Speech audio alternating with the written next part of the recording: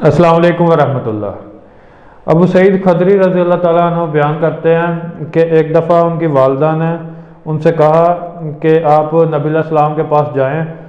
اور ان سے کوئی چیز مانگ کے لے کے آئیں، کوئی ضرورت ہوگی کسی چیز کی تو اس کے لیے کہا کہ آپ ان سے مانگ کے لے کے آئیں۔ تو کہتے ہیں کہ میں نبی علیہ السلام کے پاس آیا اور ان کے پاس میں بیٹھ گیا، تو کہتے ہیں کہ پھر آپ علیہ السلام میری طرف جب متوجہ ہوئے، مجھے دیکھا تو میری طرف دیکھ کے فرماتے ہیں کہ جس آدمی نے غنی ہونا چاہا، جس آدمی نے بھی غنی ہونا چاہا تو اللہ تعالیٰ نے اسے غنی کر دیا، اور جس نے لوگوں کے آگے ہاتھ پھیلانے سے پاک دامنی چاہی اللہ تعالیٰ نے اسے پاک دامن کر دیا، اور جس نے کفایت چاہی تو اللہ تعالیٰ نے اسے کفایت دے دی۔ کفایت یعنی کہ تھوڑے میں گزارا کر لینا، تو یہ جس نے چاہا اللہ تعالیٰ نے اسے بھی یہ چیز دے دی، کفایت بھی دے دی۔ تو یہ تین چیزیں نبی علیہ السلام نے فرمائی، اور اس کے ساتھ فرمایا کہ جس کے پاس ایک اوقیہ یعنی کہ 2 ٹانک اور 6 ماشے، ایک اوقیہ چاندی جس کے پاس ہو، اتنی چاندی یعنی کہ جو 2 ٹانک اور 6 ماشے ہو، تو وہ بندہ حقدار نہیں ہے مانگنے کا۔ اگر وہ اس کے باوجود سوال کرے گا تو وہ اصرار کے ساتھ سوال کرے گا، یعنی کہ وہ حقدار نہیں ہے، وہ اصرار کے ساتھ یعنی کہ زیادہ اپنی خواہش کے ساتھ وہ مانگ رہا ہے۔ جس کے پاس اتنی بھی چاندی ہے نا، ایک اوقیہ صرف 2 ٹانک اور 6 ماشے، اتنی سی چاندی ہے جس کے پاس، وہ بھی مانگنے کا حقدار نہیں ہے، یعنی کہ اس کے پاس اتنا سا موجود ہے، وہ اس کو استعمال کر سکتا ہے۔ اس حدیث سے یہ پتہ چلتا ہے کہ وہ اتنا استعمال کر سکتا ہے۔ تو یہ چیز ہمارے نبی علیہ السلام نے اس کو صحابی کو بتائی، تو جب وہ صحابی نے یہ سنا تو پھر وہ کہتے ہیں کہ میرے پاس تو ایک اونٹنی موجود تھی، اس اونٹنی کا نام تھا یاقوتہ، تو کہتے ہیں کہ میرے پاس تو وہ اونٹنی موجود تھی،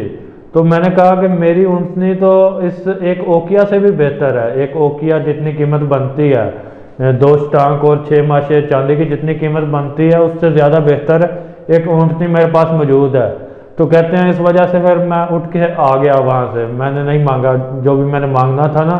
میں نے نہیں مانگا، صرف اس وجہ سے کہ میرے پاس ایک اونٹنی موجود ہے جو کہ اس سے بھی بہتر ہے جتنا نبی علیہ السلام نے فرمایا ہے کہ اتنا ہو کسی بندے کے پاس تو اس کے بعد وہ نہ مانگے، کیونکہ وہ مانگے گا تو وہ اصرار کر رہا ہوگا، زیادہ خواہش کر رہا ہوگا، اور اس صحابی نے اس لیے پھر نہیں مانگا۔ لیکن ہماری حالت دیکھیں، وہ تو ان کے پاس ایک اونٹنی تھی نا کہ جو انہیں لگا کہ ایک اوقیہ سے بہتر ہے۔ لیکن اگر ہم اپنی حالت پہ غور کریں کہ ہمارے پاس کئی کچھ ہوتا ہے، گاڑیاں ہوتی ہیں، زمین ہوتی ہے، گھر ہوتا ہے، سب کچھ ہوتا ہے، اور ایک صحیح کام بھی کر رہے ہوتے ہیں، جاب کر رہے ہوتے ہیں، لیکن پھر بھی ناشکری ہوتی ہے کہ ہمیں لگتا ہے کہ ابھی بھی کچھ کم ہے، تو لگتا ہے کہ کچھ اور ہونا چاہیے، جبکہ نبی علیہ السلام نے اتنی سی چیز کا کہا ہے کہ ایک اوقیہ جس کے پاس موجود ہے چاندی، اتنی سی تھوڑی سی چاندی، وہ شاید اس کو بیچ کے بندے کا 1-2 دن کا کچھ کھانا بن سکے، شاید اتنا کو اس سے گزارا ہو سکتا ہو، مجھے آئیڈیا تو نہیں ہے، لیکن 2 ٹانک چاندی سے پتہ نہیں کتنا وہ قیمت بنتی ہوگی، تو اس سے وہ جتنا بھی ہو سکتا ہے، اگر کسی کے پاس اتنا بھی مال ہے تو وہ مانگنے کا حقدار ہی نہیں ہے، وہ اسی پہ گزارا کرے، پہلے اس کو ختم کرے۔ یعنی کہ اس حدیث سے مراد یہ ہے کہ وہ اتنا سا موجود ہے، وہ اس وجہ سے حقدار نہیں بنتا اور مانگنے کا، کیونکہ وہ اتنا موجود ہے اس کے پاس۔ اور ساتھ ہی ہمارے نبی علیہ السلام نے جو چیز بتائی کہ جس آدمی نے بھی غنی ہونا چاہا تو اللہ تعالیٰ نے اسے غنی کر دیا۔ غنی آپ امیری کو بھی کہہ سکتے ہیں، کوئی بندہ امیر ہونا چاہتا ہے تو اللہ تعالیٰ اسے امیر کر دیتا ہے۔ غنی اس کو بھی کہہ سکتے ہیں کہ کوئی بندہ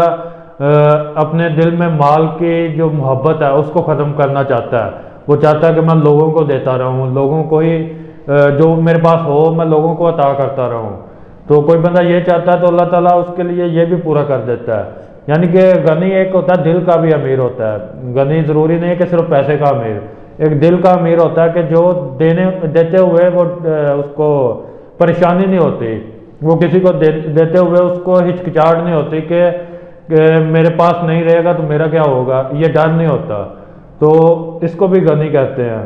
تو نبی علیہ السلام نے فرمایا کہ جو بندہ غنی ہونا چاہتا ہے اللہ تعالیٰ اس کو غنی کر دیتا ہے، اور جو پاک دامنی اختیار کرنا چاہتا ہے اس چیز سے کہ وہ کسی سے مانگے نہ، ڈرتا ہے کوئی، مطلب کسی کو شرم آتی ہے کسی سے نہیں مانگنا میں نے، تو اللہ تعالیٰ اس سے اس کو بچا لیتا ہے اگر واقعی شرم آئے۔ لیکن جس بندے کو نہ شرم آئے وہ سوچے کہ میں کسی سے مانگوں گا اور اپنا کام چلاؤں گا، اس سے گزارا کروں گا، اور مال کے ہوتے ہوئے یہ چیز وہ سوچ رہا ہے، تو اس کا مطلب ہے کہ وہ خود ہی یہ چاہتا ہے، تو اس طرح اللہ تعالیٰ بھی اسے اس سے نجات نہیں دے گا۔ لیکن جو بندہ اس چیز کو نہیں پسند کرتا، کسی سے مانگنے کو نہیں پسند کرتا اور پاک دامنی چاہتا ہے اس چیز سے، تو اللہ تعالیٰ اسے کر دے گا، پاک دامن کر دے گا اور کفایت دے دے گا، یعنی کہ وہ اس کو گزارا کرنا سکھا دے گا۔ اللہ تعالیٰ اس کو اس قابل بنا دے گا کہ وہ گزارا کر سکے، وہ کفایت کر سکے۔ تو اس حدیث میں ہمیں بہت اچھے اصول ملتے ہیں کہ جس سے ہمیں یہ سیکھ سکتے ہیں کہ ہم نے گزارا کرنا ہے، اور تھوڑا سا مال بھی ہے اس کو بھی استعمال کرنا ہے، اس کے ہوتے ہوئے ہمیں کسی اور سے نہیں مانگنا۔ تو یہ اصول اگر ہم ان پہ عمل کریں تو یہ بہت ہی اچھے اصول ہیں کہ جو ہمارے عزت نفس کو برقرار رکھیں گے،